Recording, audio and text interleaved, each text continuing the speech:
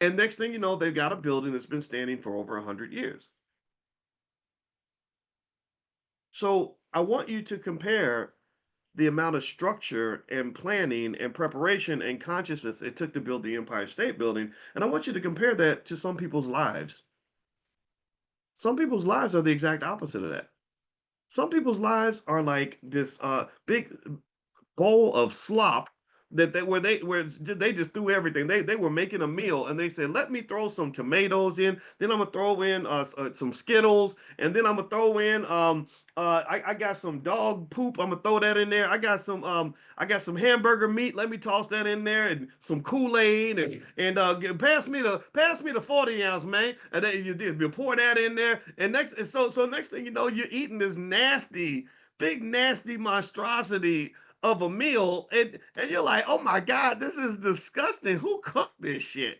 Hey, who made this? Ugh. Well, you cooked it. You don't remember, but you were cooking drunk, and you were also cooking in a way where you weren't thinking about how one ingredient was gonna fit with the. You didn't think about how the Skittles would taste next to the dog crap, right? You just threw it in there because in the moment it just seemed kind of cool to do. Maybe you were following a trend. Maybe you were responding to a short term issue. Maybe you were, I don't know. Maybe you just weren't thinking about it, right? That's how that's how the paper got in your food. That's how that's why you have purple ink in your soup, right? You weren't thinking about it, you just threw it in there.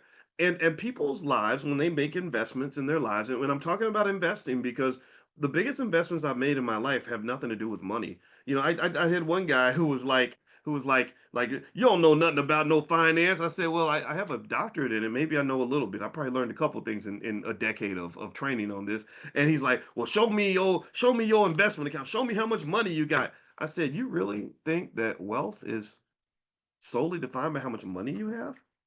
You think that? You don't understand all the things that God blesses you with that have nothing to do with money. Money is built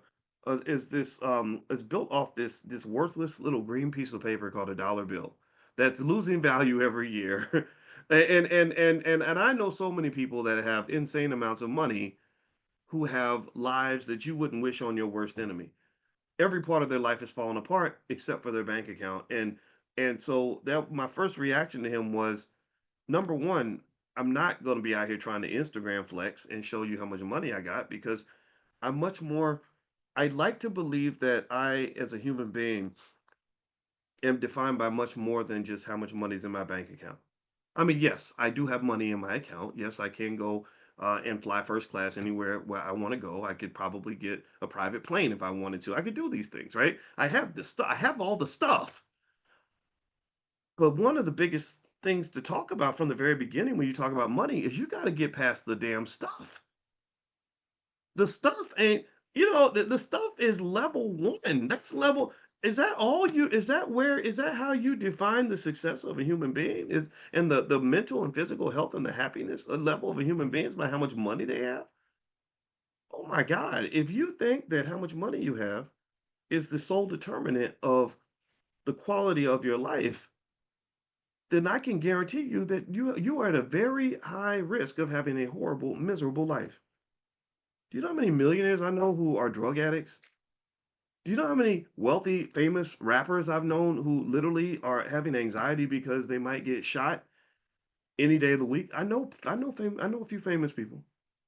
Do you know how many people are who are famous and rich and powerful who have STDs that they will never tell you about because they thought all those women was a blessing and it turns out to be a curse?